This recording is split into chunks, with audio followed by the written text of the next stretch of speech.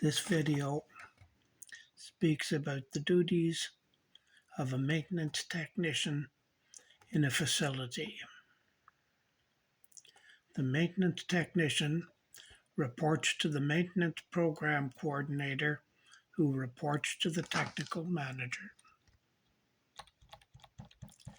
The information given here is provided as a source of general interest for all parties.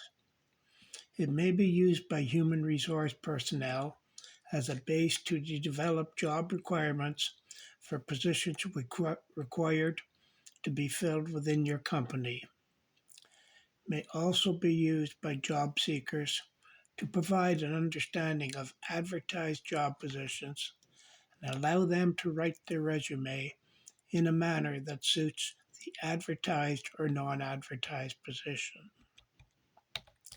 The information presented here was gathered and collected from many job-posted sources: newspaper job sections, business magazines, company websites, and the internet in general.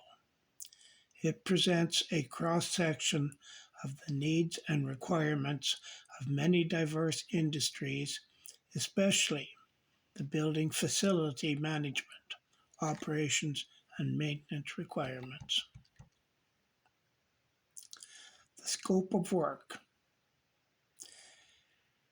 assists the MPC to organize and implement maintenance tasks to be done to maintain the facility operating systems. Assists the MPC to issue daily work tasks, which include call-in repairs, checks on progress of assigned work, and provides assistance to tradespeople as required. Maintain lines of communication with maintenance and professional staff and the maintenance program director. Assist the MPC to maintain a trade inventory, which identifies tools, equipment, and materials required. Assist the MPC in the purchase of materials. Assist the MPC in the implementation of safety policy and the training of staff and such. Assist the MPC to maintain the technical library, equipment manuals, warranties, and tool inventories. The qualifications for this job. The MDT should have a minimum of 2 years' experience in facilities maintenance.